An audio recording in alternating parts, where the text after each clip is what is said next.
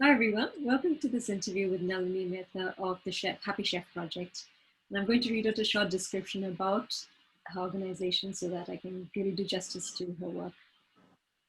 The Happy Chef Project is an Atlanta-based charity offering wellness workshops that help chefs and employees in the food service industry manage stress. And Nalini herself is an Ayurvedic chef who has been a recipient of a James Beard Women in Food grant. Thank you for being here. Thank you very much for being It's a here. pleasure to meet you. I've been so looking forward to. I love the name, Love Letters to a Chef. That's all what we all want is love, and to for you to address this so beautifully, so poetically is lovely. Thank you. Thank you very much. Just to set a context for this interview, my reason for doing it is to create a conversation around work-life balance, just because it's something that we don't speak about. It's the elephant in the room, and it affects all of us in many ways. And we have been discussing this in our chat before this recording. But if you work in for a food business, you are under the impression that everything depends on your rota and the amount of free time you have, but you can't wait for that free time to ensure your physical and mental well-being. And if you're an employer, there's probably this culture, this thought process of work-life balance taking away from the work ethic, but you run the risk of employees showing up to work with really challenging things in other parts of their lives and not being their best. And we have this culture as well that it encourages self-sacrifice and giving before giving to everyone else but yourself, and all these things I think complicate this issue of work-life balance, and we don't have this framework to approach it or deal with the challenges. So I wanted to bring your specific insights and thoughts to this conversation, and wanted to hear what wisdom you had to share. So thank you again for spending time to talk about it today. Pleasure. I look forward to connecting with you, and the idea behind both the Happy Chef project was, if there is wellness to be had, it has to begin from us recognizing that there is an issue. That there is work-life balance is one thing, but are we connecting with our source of happiness, our source of wellness? And if that is a possibility, can we create it in the culture that we are in our workplaces? And how would you define a good work-life balance, just in your own words? And also, when you worked at your cooking school, I'm guessing your schedule was your own, so you didn't have the issue of work-life balance as much.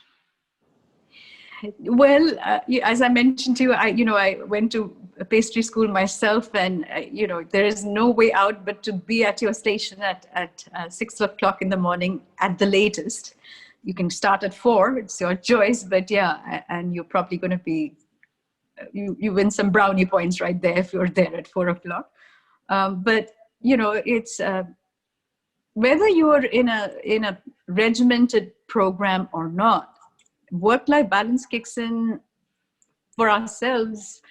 It's a discipline that anybody has to have in their life, whether it's you're a runner or you're a meditator or whatever positive thing we want to inculcate. It requires some level of balance so that we do what we need to do in the world, but we also take care of ourselves.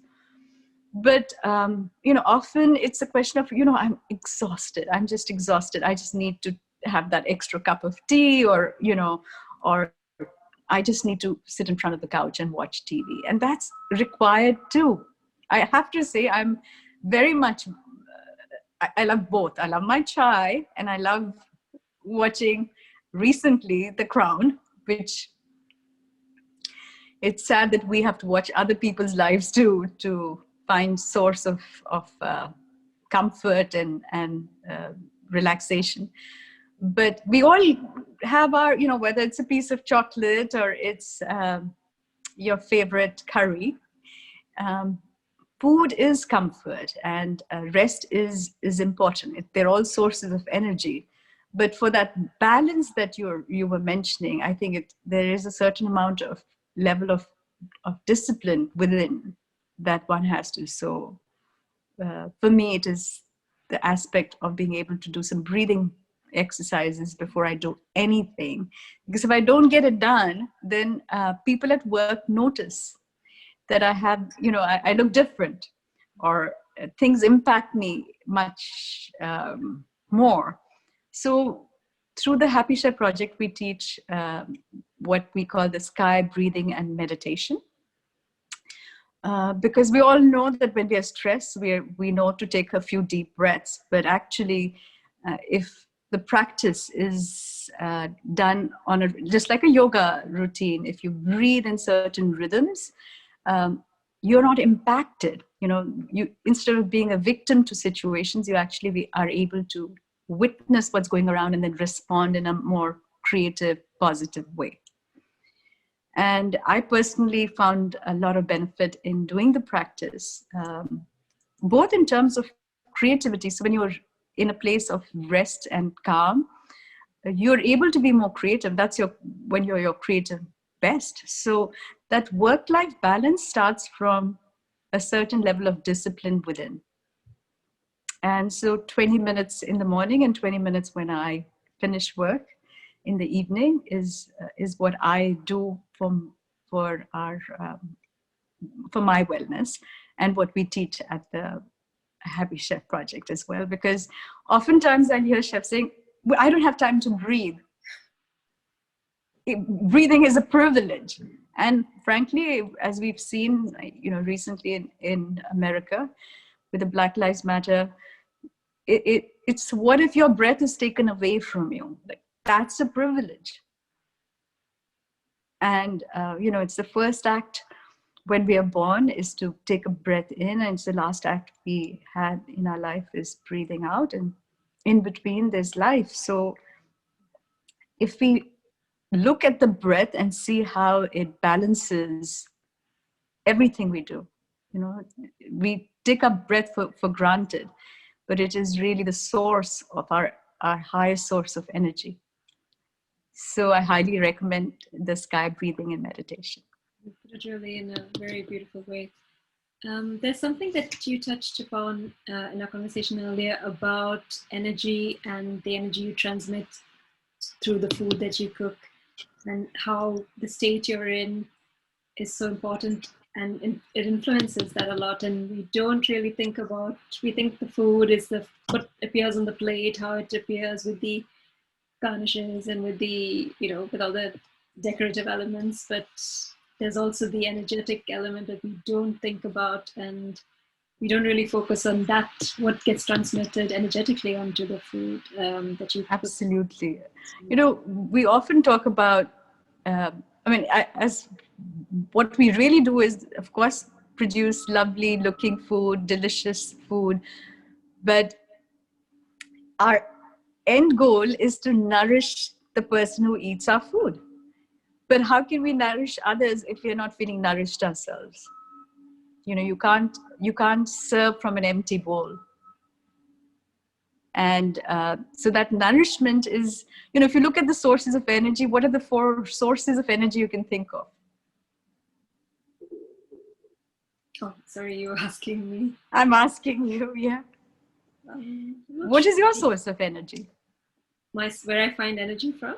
Oh, it's the walks that I take in the woods next to. Yes, you were mentioning earlier the walk in the woods. It's like it just energizes you. It's the environment that energizes you. But sleep, if you don't sleep enough, we know how that feels. And food, we need food. In fact, we know how it is that when we're done with our shift, and we have not eaten throughout, not taken care of it, then we sit there with our comfort food and we gorge, because we feel that we'll feel comforted. But it's a source of energy. If you eat it in the right amount, it balances you. Or if you eat too little, it makes you hangry. And if you eat too much, it makes you feel a lot of emotions, right? And physically sluggish. So food is a source of energy, but a huge source of energy is the breath, like I mentioned earlier. And so we really feel that if we address that aspect of food, sleep, breath, and a calm state of mind, that energy then gets transmitted into what we do. I mean, there's this lovely book I highly recommend. It's called like Water for Chocolate. Is that like the movie that was? There is a movie as well. Her name is Laura, I forget, but there's no other book called like Water for Chocolate. It's a Mexican author. And I love it because it talks about that source, that energy. But so all old cultures knew that food is a source of energy, but it's also the emotions that you put into the food. So we care about, organic food. We care about food that is in season. We care about all these things because we're probably doing good to the farmer or taking care of the environment, and we're ready to put a dollar value on that. So organic food is more expensive, but what is the value of a happy chef? How can those who are actually putting those ingredients on your plate, if their emotions don't play in to what is being served? You're serving the person's energy. I mean, we know this. When our mother cooked something with love, we enjoyed it, versus something just thrown in together and out of a microwave and out there. It's what is the energy you're putting into the food, and how are you taking care of your own energy? So yes, it helps a lot to be able to talk to somebody, to get counsel when we're feeling. So there's so many ways we can look at how can we enhance our own energy. But I'll pause and let you ask a question before I go on with what I feel so strongly about, so passionately about. But yeah, tell me what you feel. And from the work that you do, how do you see work-life balance affecting the people in the industry? In 2017, like you mentioned, when I got my grant program and I was in an environment where I was working with chefs to see how we can help with mental wellness, that's the year when Anthony Bourdain passed away, took his life. And I think that was the shift. People started really seeing that there is a problem. There's like that elephant that you mentioned in the room that we have to address.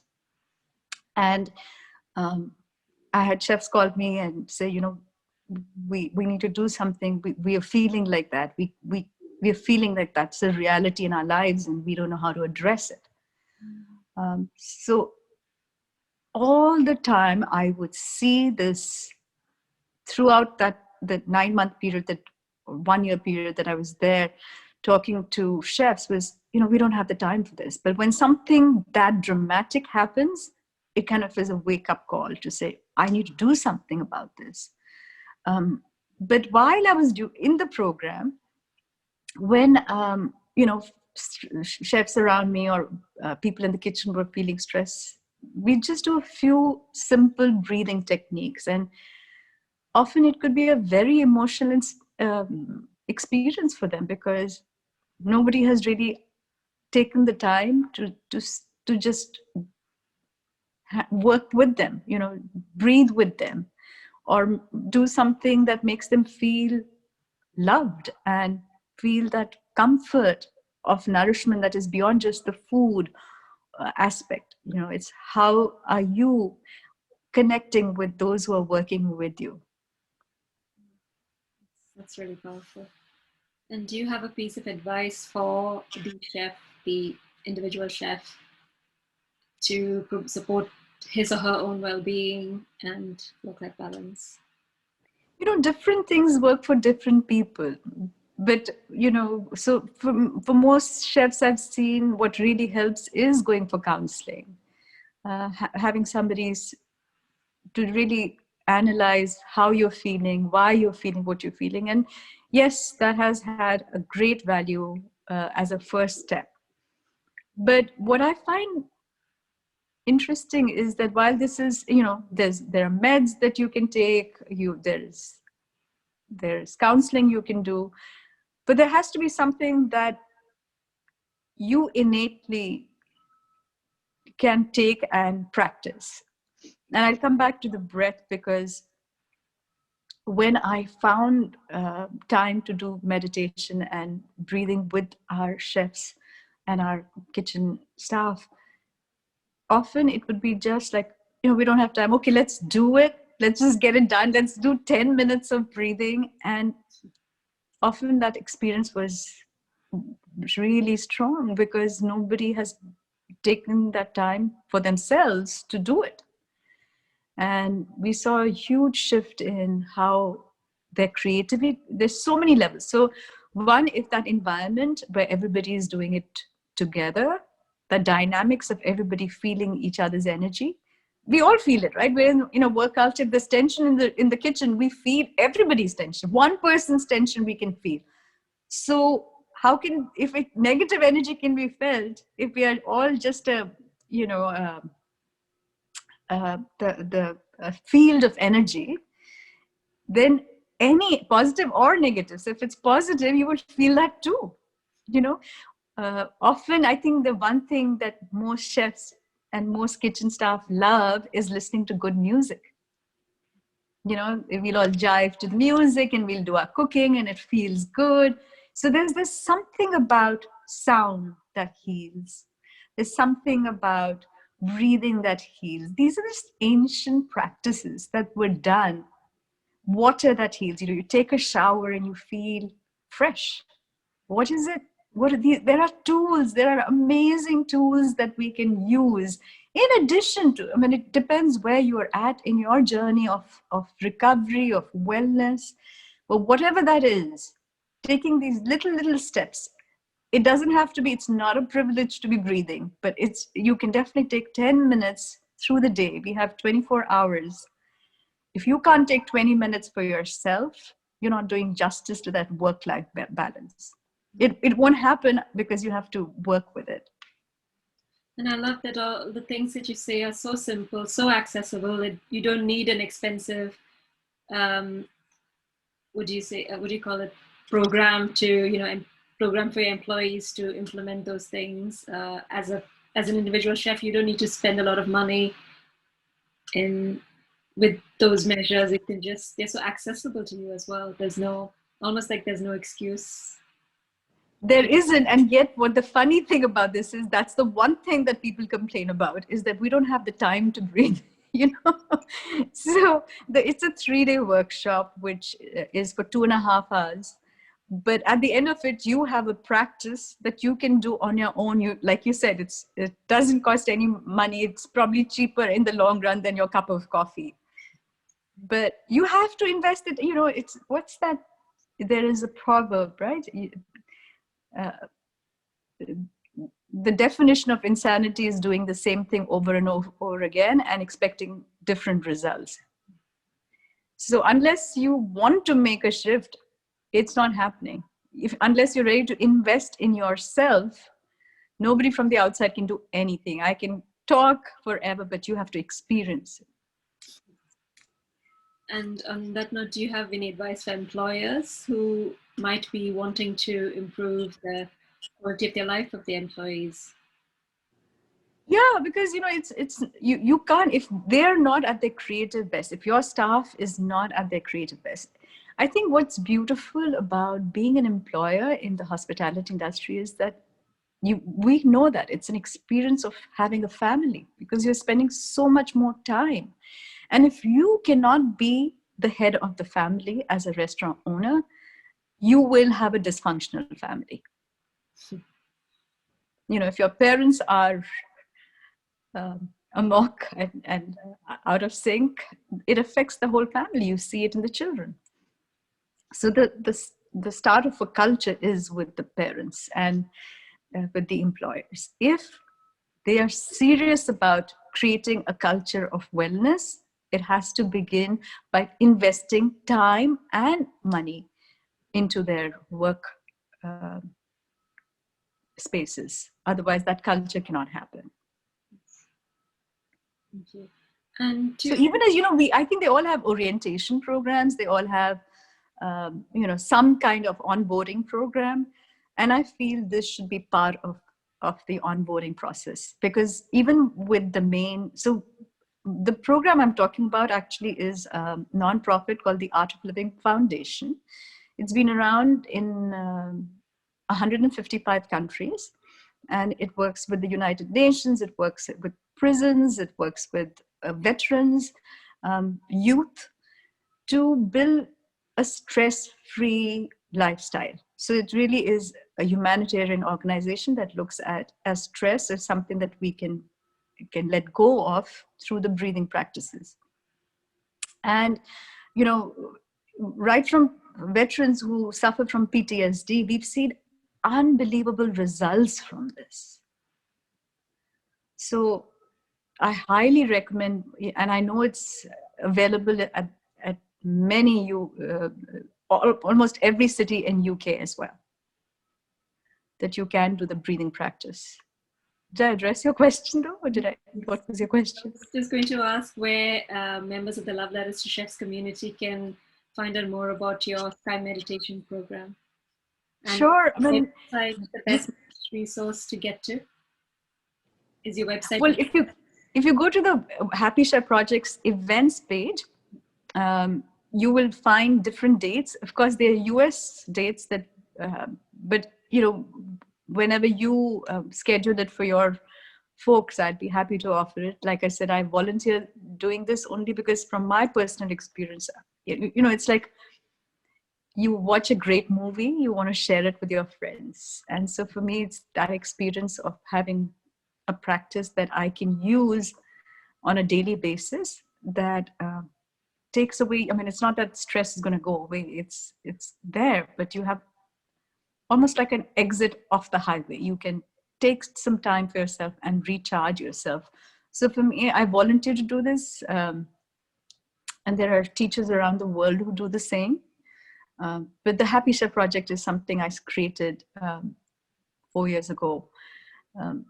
Just because I was in the food world and I felt, while I've got my creative best when I'm done the practice, how can I bring that to our community at large? And the founder, Sri Ravi Shankar, who often visits UK in regular times, blessed the program and said, yes, I think because the stats are staggering. 80%, he said, I can't believe that 80% of chefs go through this, or people in the kitchen go through mental health at some level or the other. And he said, yes, let's offer this at minimal cost. Typically the program costs, in the US, just now in the lockdown, for the first time ever, we are teaching it online. So yeah, we could do this UK time as well. But yeah, it's available for anybody to go and do, or direct message me through the happychefproject.org and say, that time doesn't work for me. Can you do another time? And I'll connect with you and fix a time that works for you, that we can meditate and breathe together. Thank you. Thank you for all your insights and wisdom, and just so much to think about in the few minutes that you've shared your thoughts. So thank you. Thanks again for doing this. This is a pleasure talking to you. Thank you. I hope you enjoyed this conversation. Thank you.